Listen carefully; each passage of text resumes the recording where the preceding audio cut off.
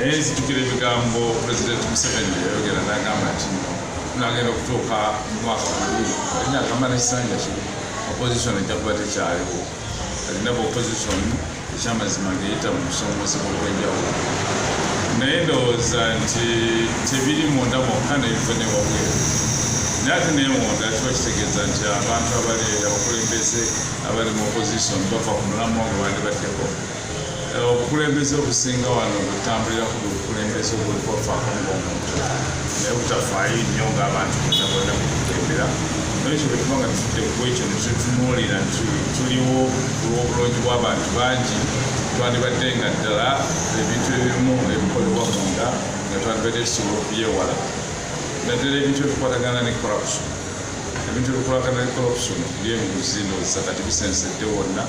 tebiri mu bibiina by'opposition byokka naye mu bibiina byonna byetulina mu Uganda ate including ndowooza NRM n'olwekyo ndowooza tulina okutuba mu mutima n'abakulembeze bonna abali mu Uganda tumanya nti tuliwo okukolera abantu baffe naye sikukolera mbuto zaffe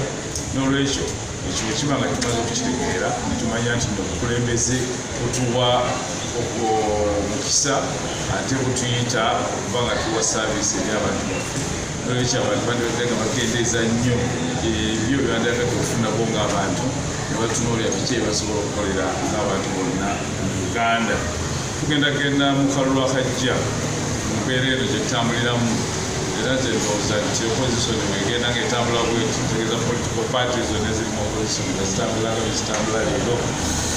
kirowooza nti ndo zikyasobola okukyusa gavumenti okugenda mu opposition kyokka ekibadde kisobola okukolebwa abakulembeze bonna abali mu parties ez'enjawulo nadde eziri mu opposition musobola okutuula wamu ne bateeseza wamu basobola okuvaayo n'ebigendererwa byebimu ne bavaayo n'abakulembeze abo bebeesiga ne basobola okugenda mu maaso oba nti nga bakunga abantu bonna basobola okuleeta enkyukakyuka mu Uganda. Embeera George Kagimu Americas atemeba Parliament ataka omukono municipality njagala okutwala omukisa guno okuyozaayoza mwenna baganda bange ne bannyinaze Abayisiraamu olw'okuyita mu kiseera kino kya Ramadhan ate njagala okubaagaliza Idi ennungi njagala okubeebaza okusiiba kubanga okusiiba kuntu kubayamba mwenna naye ffenna n'abatali baddeeni y'Abayisiraamu nabo kyomukisa nga naabo abakkiriza mu Kristo nabo baali bamaze okusiiba kyetufunye mu kisiibo kino okulaba nti ffenna tuyiga okwefiiriza n'okwezza obujja ate n'okuyamba abannaffe abalala era nkakasa nti esaala zetufunye mu kisiibo kino zigenda kuyamba nnyo abantu ffenna basobole okuddamu okwezza obujja alina okusingira ddala tusobole okuweereza Allah obulungi n'olwekyo baganda bange Abayisiraamu olunaku olw'enkya lwa Idi n'olwekyo olunaku olwa Idi mbasaba Mukama Katonda abawe obulungi bungi nnyo mwandibadde mwetaaga ebina asobola okuyamba mmwe wamu n'abaka gammwe alina okusingira ddala okwongera okwegatta kino kirabise nnyo mu kisiibo kino nti abo bonna abakkiriza mu Allah n'abakkiriza mu Kristo n'abakkiriza mu madiini amalala tusobodde okuba nga tukolera wamu n'okwegatta okw'amaanyi ate n'okuba nga tusabira wamu n'olwekyo twongere mu ngeri eyo okusobola okumanya nti nno ffenna tuli baana ba Allah n'olwekyo ffenna twetaaga muntu munnaffe era no mu ngeri eyo tusobole okuba nga ebintu era tumuteekamu ekitiibwa era tusobole okumuyamba ate n'okumwongera okumuwa amaanyi okusobola okugoberera ebyo Allah byagamba. Olunaku luno olwa Idi olunaku lwa kusanyuka manye nti buli muntu yenna agenda okusanyuka si Bayisiraamu bokka naye n'abalala n'olwekyo njagala okukubiriza nti bwe tuba tusanyuka ate mu ngeri eyo Allah gyandyagadde mu ngeri ey'ekigero ate mu ngeri emanyi nti tukyali ku nsi kuno n'olwekyo bwe tuba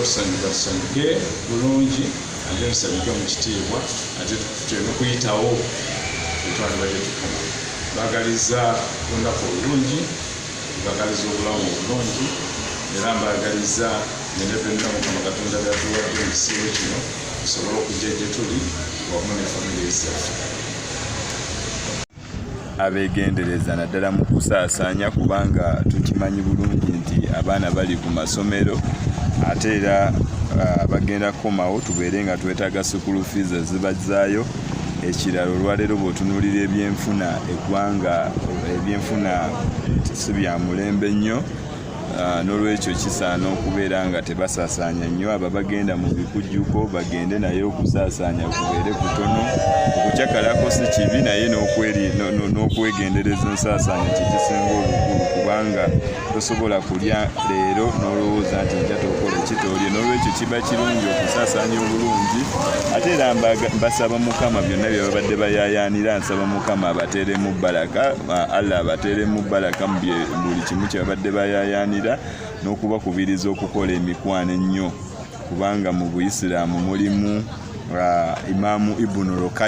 Ibn Rokayimu yakubiriza Abayisiraamu okubeera n'emikwano ennyo. Ate era n'agamba nti ebimu ku bisaanyizo ebiyinza okukuwonya omuliro n'ogenda mu jjana gy'emikwano, nti Allah ayinza okukwatibwa ekisa senga mikwano gyo be wawangalanga nabo ku dduniya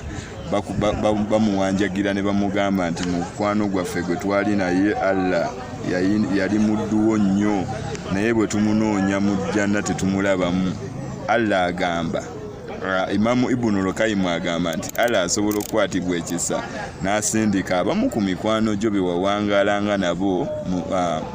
ku nsi okukujja mu muliro ne ogenda mu jjana. N'olwekyo tulina okubeera n'emikwano, tulina okwongera okukola emikwano. Bye bimu ku bye mbakubiriza baganda baffe Abayisiraamu. Obubaka bwange nga Kateregga Richard Mivula ateekateeka okwesimbawo ku bw'emubbi bwa Mukono South, mbakubiriza babeere n'emikwano mingi oba oliawo ng'ekimu ku bisaanyizo ebiyinza